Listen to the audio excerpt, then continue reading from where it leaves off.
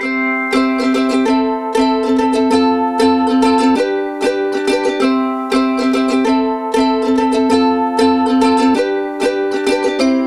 good evening, everyone. Welcome to the Children's Media Association's Climate Literacy Week and our second panel on this really important topic.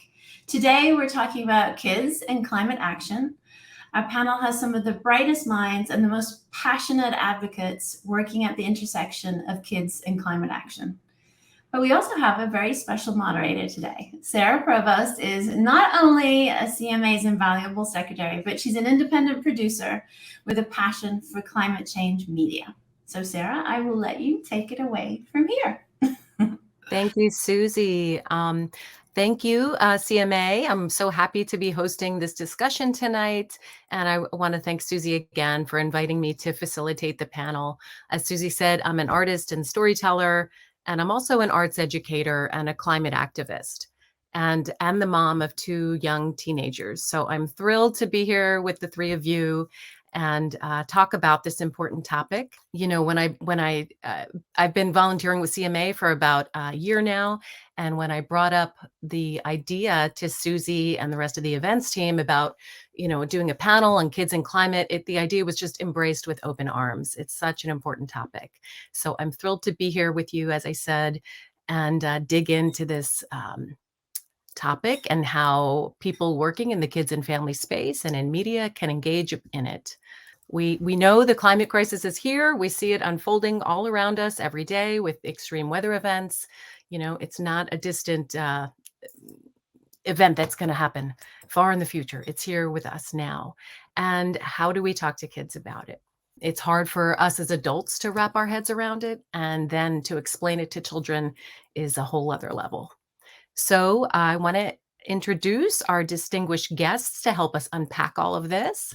We have Laura Schifter, Senior Fellow with This is Planet Ed at the Aspen Institute, Nicole Ardoin, Director of the Emmett Interdisciplinary Program in Environment and Resources at Stanford University, and Sarah Newman, Founder and Executive Director of the Climate Mental Health Network. Welcome, all of you. So excited that you're taking the time to join us tonight. At least it's tonight here in New York. So I want to just start by asking all of you to just describe your work a little bit, tell us about your area of expertise. And if you'd like, I'd love to hear a personal reflection on what drives you to do this work. Laura, do you want to kick it off? Sure, I'll kick it off. First of all, thank you to CMA for hosting this really important conversation. And thank you, Sarah, for moderating this panel. And it's great to be here with Sarah and Nicole.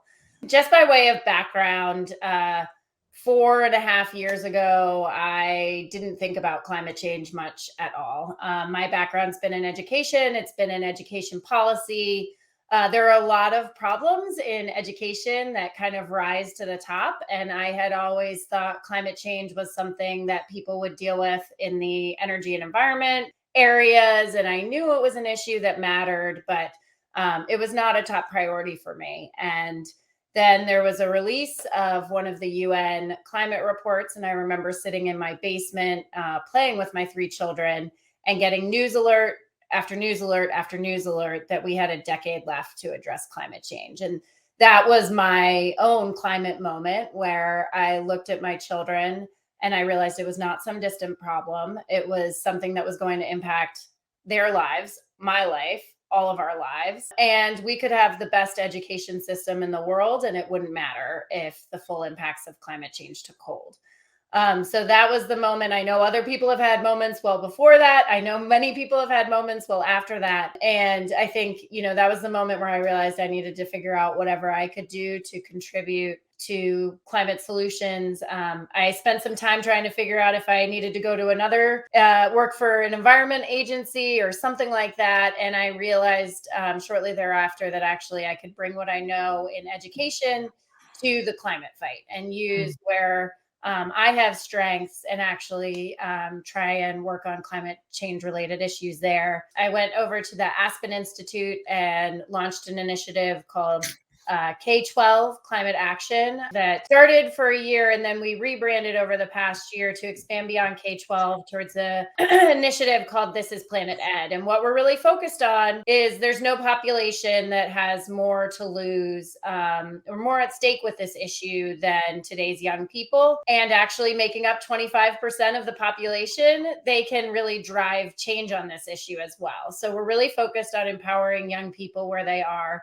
Our initiative is co-chaired by former Education Secretary John King and former Governor and EPA Administrator Christine Todd Whitman. And we work across where children are. So we think about the work of empowering young people to lead a sustainable future from early years, K through 12, children's media, and higher education geared towards empowering young people to lead. And what we are really seeking to do across all of these areas is create frameworks for action. So within K-12, we have a K-12 climate action plan that really highlights the comprehensive way our K-12 schools can take action on climate change. We're seeking to build the narrative and make this an issue that people understand from where they sit, really foster more advocates and champions for climate action, and empower people to lead from where they are. And what we're really focused on is if we can do that, we can really mobilize demand for action on climate change, empower children and youth with the knowledge and skills to advance solutions and really live in a changing climate.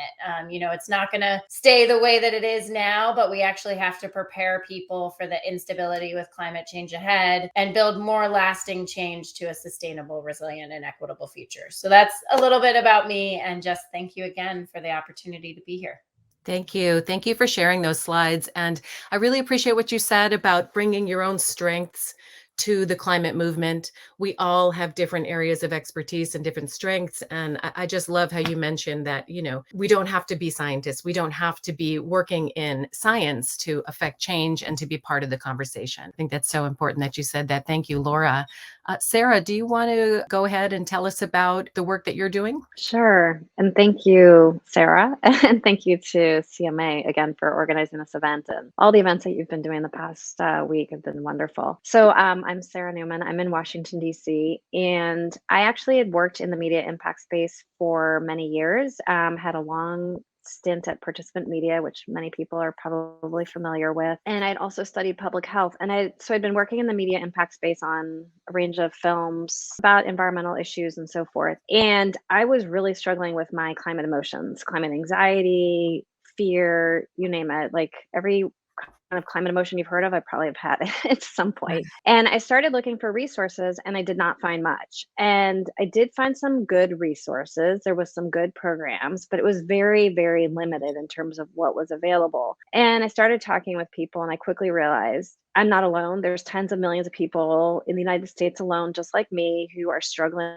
with a range of climate emotions, who don't have access to programs or resources, let alone maybe even the vocabulary to explain or understand what they're going through. Because 2 years ago, the phrase climate anxiety was not as common as it is now. So I had this sort of moment of, I'm going to start an organization, and started the Climate Mental Health Network 2 years ago this month. So in terms of the climate crisis, it has amplified mental health challenges that people are already facing, whether it's due to violence or poverty or racism. And then on top of it, you add climate, and it's just adding in terms of the mental health challenges that people are experiencing. And then also people are experiencing a range of emotions just due to the climate crisis, whether it's experiencing an environmental disaster because of the climate crisis, or learning about the climate crisis in school or on the news or anything like that. And it really impacts people's overall emotional well-being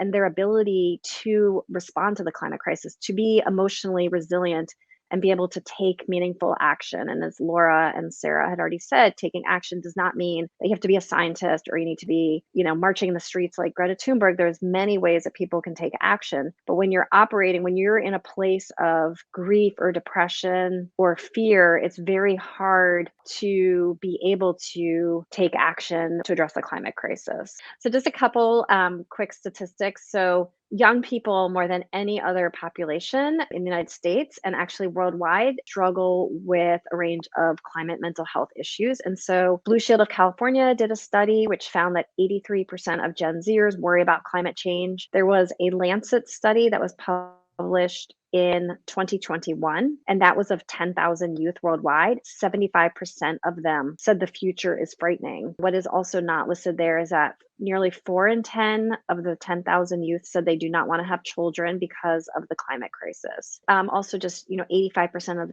of people worldwide have experienced extreme weather. That was a statistic from 2021, and 80% of people in the U.S. experienced extreme heat. There's a lot of mental health implications, in particular to extreme heat. And so the work of the organization is very youth focused, and it takes a holistic approach to youth. So our programming is not just explicitly for youth, but for all of the people in the lives of youth. And our work is driven and informed by this incredible Gen Z advisory board that you see here. They are 10 people who live in 4 different countries and really are help to inform programming and the vision of the organization. And I'm constantly inspired by them and learning from them and really motivated to do so much of this work because of them. And so just really quickly, the primary programs we have are K through 12. We have 3 K through 12 programs right now, the Gen Z leadership and also field building and thought leadership. So we are involved in some global research projects and then creative communications. I'm really passionate about using media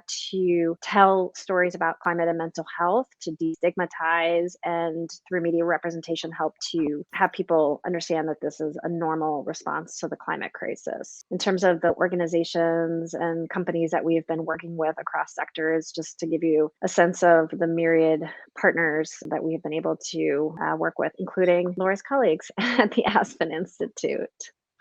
And I think that's it. Thank you. Incredible. And just how amazing that you have this leadership team of young adults helping to guide the vision of the organization. That's really inspirational. Thank you for sharing. Thank you. Nicole, go for it. Tell us about your work. Wonderful. Well, again, to echo the others, thanks so much for having me. It's so inspiring to hear about the work that Laura and Sarah are doing. And I have to say, as an academic sitting here, I love hearing about the on the ground work that's happening in terms of the programs that you all are running and your inspiration for doing that work. It's interesting to hear that both of you are coming to this work from a perspective of bringing the richness of your own backgrounds slightly outside of the climate sector and outside of the environment and conservation sector to this really important issue of climate change. It's interesting for me, my story is a little bit different. I've been working in the environment and conservation and sustainability fields for over 25 years now. And it's interesting to reflect back on the history of this movement. When I first started working in this movement, which was in the environmental nonprofit space 25 or so years ago, some of our most important areas of emphasis and focus were really more so on thinking about areas like biodiversity loss, which of course is still incredibly important. It's certainly one of our most important challenges continuing today. We were talking a lot about pesticides at the time. We were talking a lot about water quantity and quality and water scarcity, certainly a lot about poverty and sustainable development goals at the time. And yet climate change was a little bit less prevalent in the conversation when I first got into the environment and conservation space. And so it's been really interesting to track the rise of climate change in our everyday language and the rise, as we've just seen from some of the statistics that Sarah and Laura have presented, in terms of how the public has become increasingly concerned about that. And certainly I'm sure we'll talk about that more today, not only in terms of the adult public, but in terms of the youth, and how it's really become part of the commonplace conversation today. It's not only part of our cognitive conversation, but also part of our affective and our emotional conversation. So again, for me, I've been working on environmental issues more broadly for a long time, but thinking about it as the core of the work that I do in terms of the scholarship and research that I do, it's become much more at the center of that over the last, say, decade or so. Sarah mentioned at the beginning, I work at Stanford University. I'm the faculty director of a graduate program, the Emmett Interdisciplinary Program in Environment and Resources, or EIPR. And we have both master's and PhD students, many of whom are focusing on various aspects of climate change. So we have students who are doing everything from looking at the nuts and bolts side of the ecology and biogeochemistry aspects of climate change, to people who are focused on policy and focused more on sociology and psychology of climate change. I'll mention that many of them are very interested in the work that we're discussing today, where we're talking about aspects such as climate anxiety, the affective side of the range of eco-emotions that come along with climate change. That's something that's really at the core of a lot of the increasing number of graduate students that we see today. And then I also run the social ecology lab here at Stanford. And within our lab in particular, we're very interested in looking at what gets people engaged in taking action related to environment and sustainability challenges more specifically. And so we do a lot of work looking at what is the role of learning within that, and what's the role of connection to place and the connection to community and getting people engaged in both individual and in collective action related to the environment. And again, more specifically in relation to climate change over the past decade in particular. So a project that we've been working on over the last couple of years that's relevant to today's conversation is that we've been engaged in an ongoing project that's been examining the motivations and supports that are available to youth climate activists. So to gather authentic perspectives on this and to gather rich data, we've been working with young people. We've been having high schoolers and college students interviewing other youth climate activists, other young high schoolers and college students who are climate activists, about what's motivating them to become engaged in activism and those activist experiences, their experiences related to climate change and climate change advocacy. And it's been really eye-opening. It's been a very interesting project. And so in order to train those college students and high school students to interview each other, we've been providing them with training and interviewing methods and also in data collection and data analysis. And so then we have the interviews themselves conducted by those young people. And this is part of our belief that having young people interview other young people leads to stronger data that can more accurately surface the narratives of these youth climate activists. So we're still in the midst of that work. And so I'd be happy to share those findings the next time we have this conversation. But that's just one project I thought I'd pull out today. And I'm looking forward to this conversation and our further discussion around this important topic. Wow, thank you. And this is just incredible. I mean, I'm just already so inspired, and we've just barely begun this conversation between, the learning and the learning initiatives, the curricular initiatives that are happening with Planet Ed, the eco-anxiety, and all the work you're doing in the mental health area for young people. And then, of course, this research. It's just really fantastic. Let's go a little deeper and talk about, how are children and youth affected by climate change information and how this differs by age. I mean, we see these events on the news. If some kids, of course, are too young, they're not watching news, but certainly older kids may be, they're talking about it, but they're also experiencing these extreme heats, which maybe they're growing up in a time when, this is normal. It's normal for it to be 86 degrees in April here in New York, which is what we had a week ago. And I had a friend who was visiting the New Jersey shore, and they went swimming. The Atlantic Ocean is cold in April, but it was 86 degrees and they were really hot. So they took a dip. So can we talk about how children and youth are affected by climate change information and how they either, take in the information, assimilate that information, and how that differs by age? Anybody want to go for that one? I'm happy to jump in a little bit, in particular from a school perspective. Climate change right now is taught differently across our entire country. So actually the information that children and youth are receiving within a traditional school setting is quite variable. Not all states require teaching about human-caused climate change or climate solutions. There was a poll done in 2019 that only 14% of young people felt like they learned a lot about climate solutions in school. And yet, as we've seen, there are increasing number of young people that are worried about it because they're seeing the realities around the world around them. Yet then they're going into their classrooms and they may or may not be getting the information that they need to process this. And I know there are some young people that I've had the opportunity to work with in particular that have highlighted the silence that they've felt when they've entered the classroom, or it's only really taught when you get to a level of AP biology and never really foundationally taught. And I remember one of the young people said to me, I thought I was too worried about this issue because I was extremely worried. I had seen my grandparents be impacted on both sides of my family, one in India, one in rural Tennessee.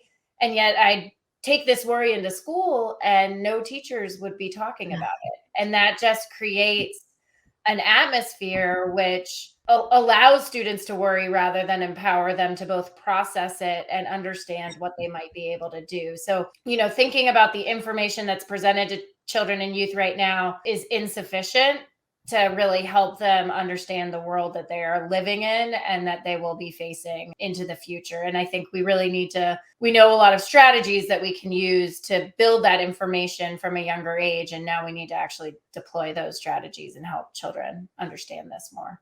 And can you talk a little bit more about, I know Planet Ed has quite a few toolkits available for teachers and parents. Can you talk a little bit about those? Yeah, so we do have some information out right now that's indicated over 80% of people that we've surveyed have indicated that they believe children will be essential in fighting climate change, and we need to empower them with the knowledge and skills to build a more sustainable world. We have a K-12 climate action plan that actually highlights the comprehensive way schools can take action, and including it points to bright spots where Portland Public Schools has really focused on integrating issues of climate change across the curriculum. New Jersey is another place. They have cross-curricular climate change standards that they passed 2 years ago and just started rolling out this year. There are resources like Subject to Climate is a great resource for folks that are looking for lesson plans related to climate change. And we've actually been working with the teachers unions as well as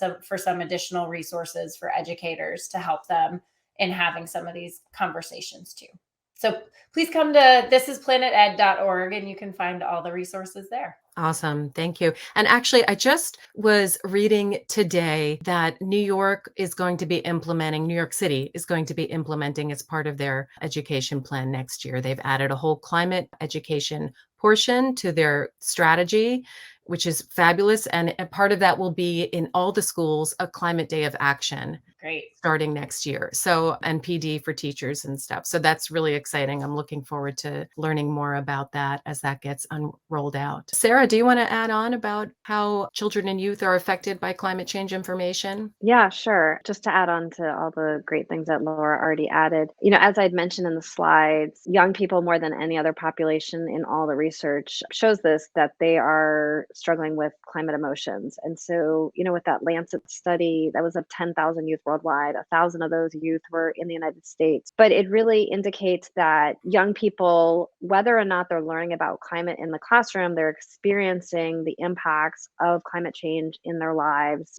through extreme weather, heat, loss of homes, having to be migrants, things like that. And as well, if they're not learning about it in the classroom, they are learning about it through friends, through social media, in the news, things like that. And so one of the things that we're working on in our K through 12 work is to be able to support teachers, whether or not they're even teaching climate in the classroom, because climate, as Laura said, is not taught in the majority of schools in the United States. But even if they're not teaching about climate in the classroom, young people are showing up with these climate emotions, whether it's trauma from a wildfire and losing their home or, anxiety. And so we want teachers to be able to weave into their existing lesson plans and curricula ways to offer young people tools for emotional well-being and emotional resilience to help them process their climate emotions. And the other thing that I wanted to add was that there's research that I believe that Laura did through This is Planet Ed about parents engaging with young people, and that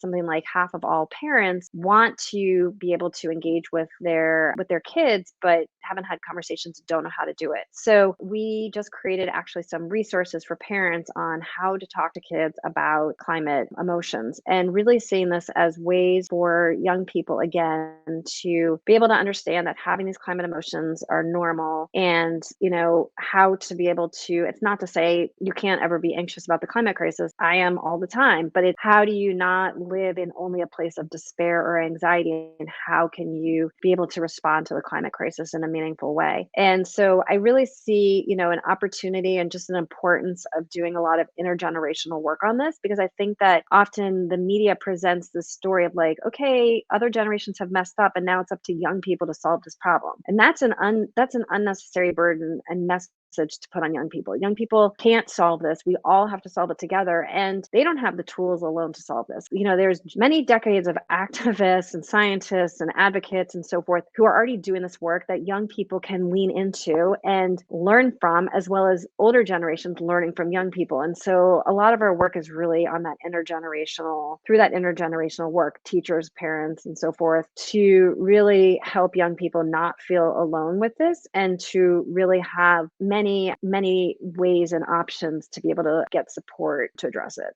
Yeah, absolutely. I love that you commented that the intergenerational aspect of that, because that is a narrative that we hear, that it's the problem for the youth to solve. They're leading the cause. They're out front. Of course, they are the generation that will be most affected by the climate crisis. But how do we work together to solve it? It is an unfair burden. I like that phrase a lot. It's really an unfair burden to put on them. And I'm wondering if we can talk even a little bit more about that. The climate crisis, as we've been saying, it's complicated, it's frightening, and in some circles it can be divisive even. How should adults talk to children about climate change? And again, thinking about different development stages for children, different ages. No, I'm happy to jump in there a bit. I mean, I want to say I really appreciate where Sarah was leaving off on that.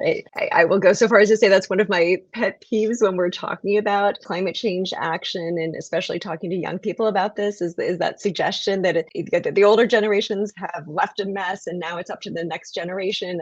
One of the challenging things I think about that narrative is that's forgetting that we as human beings are lifelong learners, and it's forgetting that that we have this opportunity throughout the course of our lifetime to make change, to be engaged. And not only do we have the opportunity, we have the responsibility, we have the joy and the pleasure of being lifelong learners and doing it together. So I really appreciate that message of thinking about what is the opportunity we have to work intergenerationally on these challenges and on imagining a thriving world, and how can we all move toward that direction together. And I mentioned at the top that our lab works on individual and collective action behavior.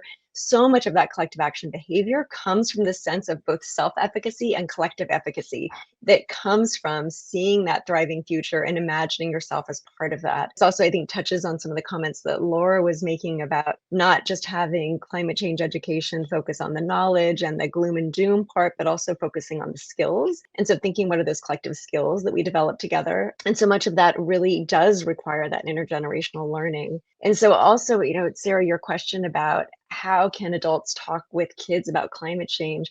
I think some of this also reflects back on the other responses that were just given. When we talk about kids, there's such a range when we use the term kids or youth or young people. We in my lab have done some work thinking about early childhood environmental education, which generally is the ages of 0 to 8 or 9, which is even still quite a big range. But thinking about the differences in talking with really young children about climate change and climate change action, and the differences about, say, middle childhood and then even older childhood right now, which we could say could be teens up through even 20s and mid-20s, and thinking about what's developmentally appropriate for both talking about the issue and then suggesting skills and the opportunity to get engaged with the issue. It's really important if we think about that both from a cognitive and an emotional development perspective, recognizing that with a lot of very young children, while they may have a general sense of what's happening, some of them may or may not have a sense of the enormity of the issue or the seriousness of the issue, as well as the age appropriateness of the kinds of actions that we may suggest for young people.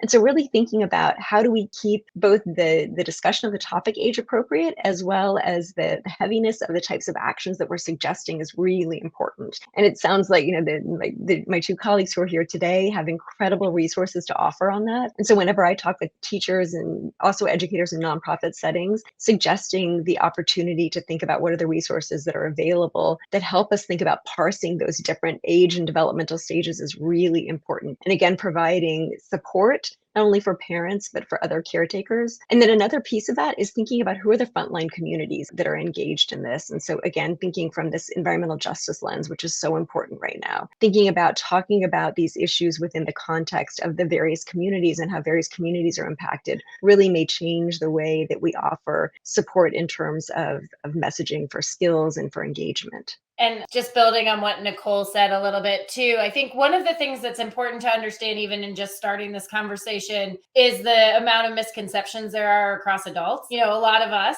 didn't have the opportunity to really learn about climate change either. And so we need to come at this issue with humility. I know one of the questions I often ask people is when I start a presentation is, how well do you understand climate change? You know, not at all, a little bit.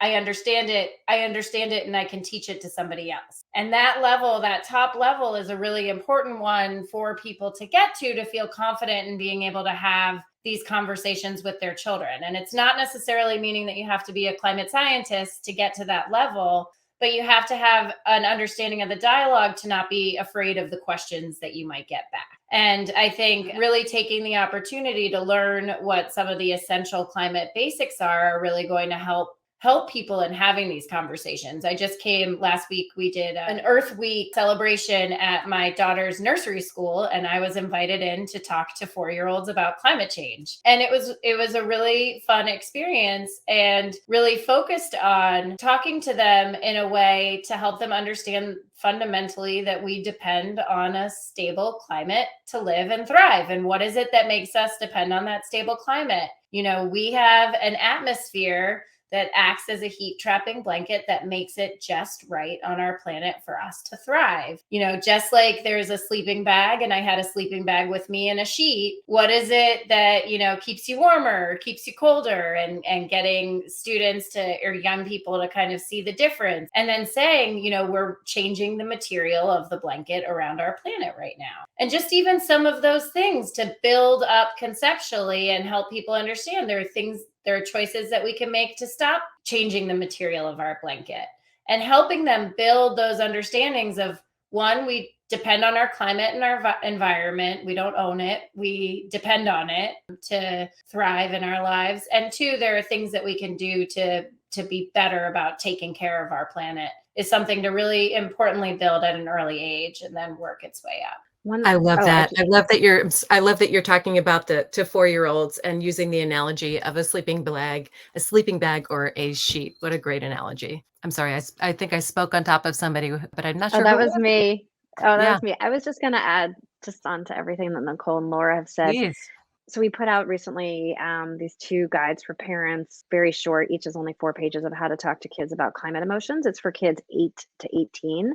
And, you know, just very, very simple tips. But one of the things I think is also really important is for parents and caregivers to practice their own self-care. That you can't come from a place of anxiety or fear when you're going to sit down with kids and start to talk to them about it. And that, you know, your own self-care is as important as their self-care. And I was talking to someone about this recently, and they said it's kind of like when you get on the airplane and they always say, put your oxygen mask on before you put the oxygen mask on your kid. And, you know, using that analogy. And, you know, it's not that this is not like a static situation where you're only going to do this once. It's ongoing, but just, you know, to recognize what you're experiencing and to practice self-care as well. And that obviously translates into how you're engaging with kids, and then, you know, how collectively as a family you can be taking action. Yeah, absolutely. What do you see as gaps that there are resources that exist now to inform and inspire children on this issue? I'm thinking gaps in the media, gaps in school curriculum. I know Laura talked a little bit about the curriculum area. Nicole, do you want to touch on that at all? Sure. Yeah, I think this is a great question. I mean, we were all brought here to talk about media, and by CMA and the wonderful report that was just released. I appreciated participating and listening to the various events that have been hosted over the past week. And one very important gap that they've just highlighted in their recently released report is the gap in media, which I think is a really interesting, and I'm a glass half full kind of person. So I think it's this incredible opportunity to think about where are the places that we can imagine within the media that could be enriched by focusing on more of a conversation around climate. One interesting opportunity I see in that also is that the challenge over time, especially as I mentioned, I'm someone who's been in the environment space for a long time, and that environment space has often been taken up by this doom and gloom conversation and this doom and gloom framing.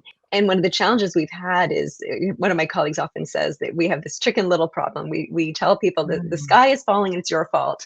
And one of the challenges that is that, that's not a great framing to encourage people to want to get up out of bed in the morning and do something about it. And so some of the work that we've done in our lab over the last 10 or so years has been trying to look at what we call this razor's edge of hope and fear, or optimism and pessimism, and how that balance helps get people engaged. And this is a place where I think in the media, there's an opportunity to think about what's the kind of programming we can do that highlights the role of climate change in people's everyday lives without only being about the doom and gloom, without only being about the pessimism and fear, but also recognizing that there is this more optimistic, positive side in terms of getting engaged, in terms of forming a community, in terms of taking action and building these skills. So that's definitely one huge gap I see. And another gap that I think is critically important, and that links to the last comment that I made with regard to your last question, is around this notion of equity and justice and inclusion, and thinking again about these frontline communities. So in terms of a lot of the resources that we see, many of them are focused, of course, on just thinking about getting K-12 educators engaged in school systems, and kind of trying to think about this broadest swath of our public. And yet we also have so many frontline communities that are really being impacted first and foremost and heavily right now. And so really thinking about where are those communities that are being impacted most, and what are the resources that are most needed for those communities right now. And so thinking about what is the lens that can be provided to most uplift those communities that are in greatest need. Absolutely. And I love that you're talking about can we change the narrative from one of doom and gloom to one that is, like you said, it is on a razor's edge. How can we be positive, take in what's happening, keep it, but stay motivated to take action, not bury our heads in the sand? And how can we do that for any young people who we're creating media for, if we're in that space, the kids and family space? Anyone? Sarah, do you want to add on to that at all? Anything Nicole said?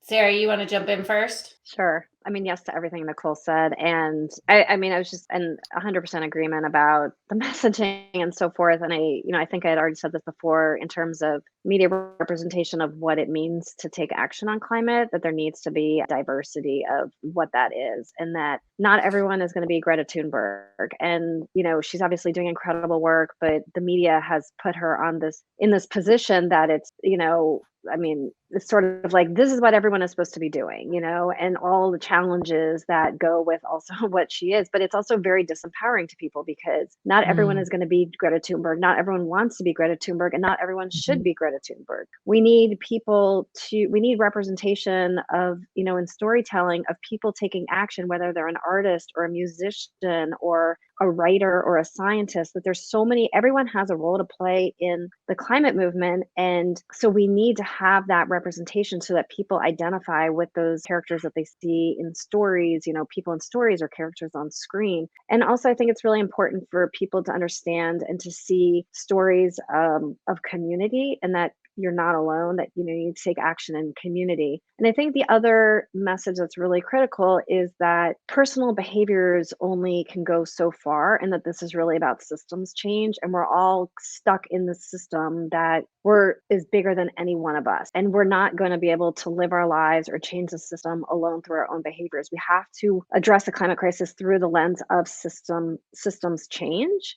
And systems change is going to happen by working with other people. So, obviously personal behaviors are important, but it's not, these are not a panacea. And also I think it's really important to recognize that not everyone has access to resources to implement personal behaviors in the same way. Not everyone is going to be able to put solar panels on a house or drive an electric car or whatever it might be. And so it's, really to recognize that people are doing the best they can within the confines of this system. And then the last thing is that we need so much more media. There's, Extrapolations was like the first scripted television show about climate, and Climate Mental Health Network was a partner on it, which was an extraordinary, privilege and great opportunity. But obviously there's so many stories to tell for people of all ages, but especially young people, about climate. And, we need to see a lot more of that.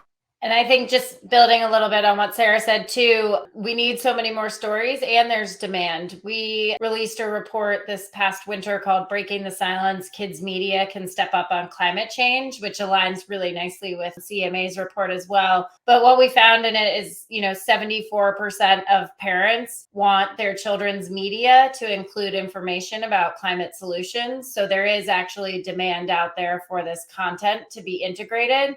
And yet only 1% of the, over 700 episodes that we reviewed actually included information about climate change and climate solutions. So there's a big opportunity with kind of unmet demand where children's media can really step up and help build this narrative. And, thinking more globally, UN Secretary General, when a report came out last spring, he said, our pace on this right now is putting us firmly on track to an unlivable world. And where we've fallen short is not with the technical solutions, but it's with the social and political will. And media and changing narrative and changing people's understanding can have a huge role to play in building social and political will. And so there's just a lot of things that media can do to help people understand, process this issue, really rely on those climate basics from Yale's Center for Climate Communications. It's warming, it's us, it's happening now, and it's solvable. And thinking about how media can help reinforce those messages, I think will just help our whole of society approach in taking action on climate change and building a more resilient and equitable future as well. Absolutely. So important. And a lot of the resources that you just mentioned, Laura, and there are in the climate literacy report that CMA just put out. To those of you who may be watching, please check it out. It's on the CMA website. There's a lot of resources in there and a lot of links where to go to get more resources and get more information on this issue. I want to ask one more question before we move it over to some questions from our audience. But where do you see the engagement with kids and climate change growing and evolving? Like, what do you, if you had your crystal ball, where do you see this going in a year from now, 2 years from now? Nicole, do you want to jump on that one? Sure, happy to take a first pass at it. I also will echo some of the comments that were just made. I love the comment that Sarah made about systems thinking, right? And that's something that absolutely is an essential area of emphasis in the work that we do in our lab, and that I see among our graduate students, and certainly in the academic field, in academic narrative, as well as with the nonprofit partners and agency partners where we work. And really, and as I mentioned, really thinking about what is that shift from individual to collective action behavior. So that's such a critical point. And so that is definitely a place where I see a huge shift just as we think about addressing the climate crisis overall, but I think also as we think about youth in this area, moving from that framing of that it's up to you to make a change, that it's up to all of us. And youth are a critical part of this, but part of this broader societal change. So I'm really glad that you raised that point. So thank you. Another speaking from the academic side, where I see the academics as being really in lockstep with so many of our colleagues working in on the ground change, is this notion of moving toward more interdisciplinary thinking around these issues. So it's bringing in the best of what we know from psychology, what we know from sociology, from political science, from geography, from education, to think about what do we know from all of these fields when we're trying to inform the best and brightest in terms of youth and climate change action research. So it's not only science from one field, but all of these different areas. We try to think about how is climate change this multidimensional issue. And so, as Laura was just mentioning, when we think about what is the UN telling us, I mean, of course, climate science is really critical in this, but also so much of it is thinking about transforming policy, transforming systems, and again, dealing with the psychological and the social aspects of these challenges. So I see this as an area where climate change engagement with youth can really continue to take off and grow. And then finally, I think really continuing to work with mental health professionals in terms of all the kind of work that Sarah is doing with her organization. That is an area that is of huge interest. I see this with our students. I see this with all of our nonprofit partners, and an area that's of growing importance as we start to recognize this range of eco-emotions and how it's really impacting us in our individual lives and more broadly as a society. So those are just a few frontiers that I see as being really exciting and important. Thank you. And those of you watching or listening from home, please, if you have any questions, you can put them in the chat and LinkedIn, and we can receive them here. We'd love to have some of our experts give you some answers to any burning questions you may have. Sarah, do you want to take a turn talking about where you see things going? What engagement with kids and climate? How is it evolving in the near future? Yeah, sure. I mean, I think just to echo what Nicole was saying, that there is suddenly so much more interest and commitment to bringing in the mental health aspects of this. Mhm. And one of the things that makes what I find so exciting about the work is that everything we're doing is new in the sense that, there's one existing that I'm aware of, one school district, public school district, that had some resources for teachers rather about trauma and climate, but now there's 3 K through 12 programs that we're working with some incredible partners nationwide. And so I find that just really exciting to see that there is this interest in this and there is the willingness to start to do programming around this. And really, a lot of it is building the airplane as we're flying it, and creating these resources and putting them out there and seeing what happens and what the response is, because most of these have not existed before. And I think the other thing that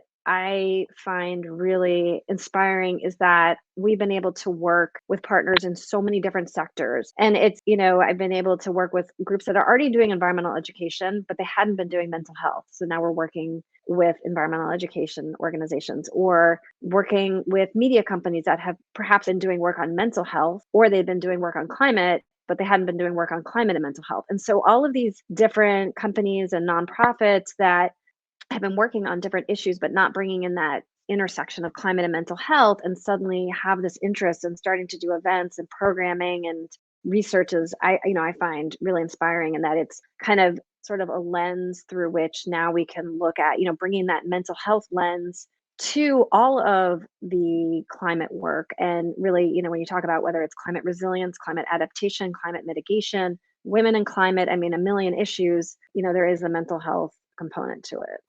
Absolutely. The climate movement really is an intersectional movement, and there's lots of ways for people to plug into it. I feel like that's just a huge takeaway from this whole conversation. Hi, Caroline. I want to turn it over to you. I realize it's almost 9 o'clock. Oh my gosh, our time has flown by. So can you take it on and see what questions we have? Jump in from some audience questions. This one, and it kind of builds off actually, Sarah, what you were talking about. So I'll start with you. Was a question that said, rather than focus on prevention as an angle to address climate change, are any children's programs that you can recommend currently discussing climate change in terms of building resilience and learning skills that may be needed to adapt to a changing planet? Yeah, I mean, I think that, okay, there's a couple things I would recommend. I mean, I think it depends on what age you're looking at, and so when you're talking with young children, you're not going to be talking to them about climate in the same way. I mean, I think it's like what Laura was saying, with her daughter classmates, with a sleeping bag and things like that. And so, in general, like with very young children, you're really encouraging them to understand about how the world works, like what are rainbows, and how do clouds, how does rain come out of the sky, and to really celebrate and enjoy and connect with nature, for example. And it's when children start to become older and start to understand more about what is happening with climate change, I think what we are trying to say in our work is, how do you, it's not to push this away. It's not to say like, oh, everything's going to be fine, or we're going to solve this. It's to be realistic and honest, but to not come from a place that is, it's not Pollyanna, but it's also not doomism. And it's, really just recognizing where the children are with their emotions, their experiences, validating them, and then really giving them the space to be able to continue to engage and talk and process in it. And so I think it's, it's very much kind of toggling, between recognizing what they're feeling, not, helping them to not be in a place of despair, and, to understand that there is this climate crisis. Yes, it involves all of us, but, everyone is working as hard as they can. Millions of people are taking action, and we're all part of the, addressing this. Thank you. This next one actually kind of goes off of that. So, Laura, this one was for you. And it asks, how do you talk with young kids about the ways that they can take action while not implying that the climate crisis is a problem of the behavior of individuals versus corporations and governments? So it's a great question. And I think, again, always thinking about how you're having conversations that kind of build on each other. And, one of the things that we'll talk about or think about is how you can talk about solutions in a small way, maybe in your home, but then talk about, wait, if we do this, this is just one small thing. What if we got your whole school to do it? What if we got everyone in the city to do it, whether that be composting or, using clean energy or, having, recognizing also still that not all solutions are going to be available equally to everyone, but talking about how you can kind of build on that, like, oh, we can make this one small difference, but if we expanded it out to your school, how much of a difference would that make? And if we expanded it out to the community, how much of a difference could that make? And things like that, too, you can get at some of the equity issues like, composting initiatives. Many cities, counties now are starting to integrate that as a normal part of their trash pickup. And then there's not as much of a reliance on individuals for having to do it. It just becomes a part of what the community provides. So I think thinking about kind of building it that way is helpful. I love that, really building it for the kids. Next one was for Nicole, and it asks, can you speak to the presence and value of Indigenous voices at the Social Ecology Lab? Oh, I love that question.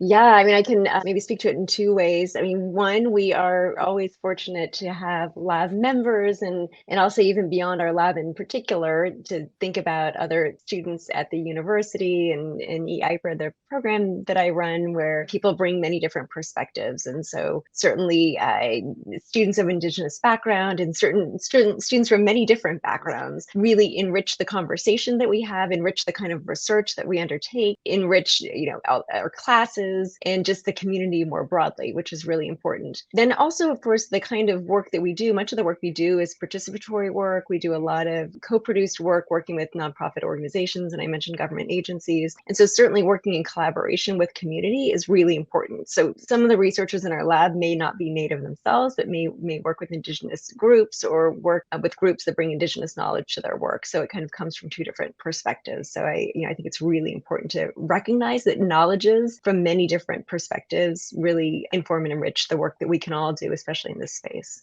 I love the emphasis on community there, sort of bringing everyone into the conversation. We have one last question. This one was for Sarah. I would love to hear more about the trauma-informed classroom practices that you recommend for teachers seeing climate emotions coming up day to day in their classes. So, okay, that is actually something that came out of the San Mateo, California school district. So I don't have a link to share, but it's something that they had shared with that I'd seen that they had done. But on our website, we have a page called K through 12, which links to resources that we've created. So we have 3 K through 12 projects, and one of them is complete, and it has a link to an organization called Clean that we collaborated with and have created many resources for teachers. And then the other 2 projects are still in development. And then I would also just recommend on our website, we have a link to a page on bookshop.org. And on that, it's gotten a little big. It's like 100 books now, but there's several books on there that I highly recommend about talking to young people about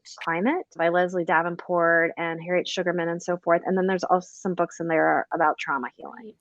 Thank you. I'm going to pass it back to Sarah to sort of wrap us up. Wonderful. Hi, Susie. Hi. This has just been an incredible conversation. So inspiring, filled with so many insights and great resources. I mean, we could definitely do more of these and learn from your expertise. So thank you so much for joining us tonight. Susie? Yeah, I just wanted to say how inspired I am from this conversation. I just think, we talked about community, we talked about resources, we talked about inspiring people, and that's really all we wanted to do with this week so that we can create those classrooms or those communities that do more. So thank you so, so much for your time tonight. And hopefully this is just the beginning of our collaboration. We can do more with educators, with media, and would love to continue the conversation. So thank you. Thank you. All right. Thank you, Thank everyone. you so much. Thank you. Bye-bye. Thank Thanks. you. Bye.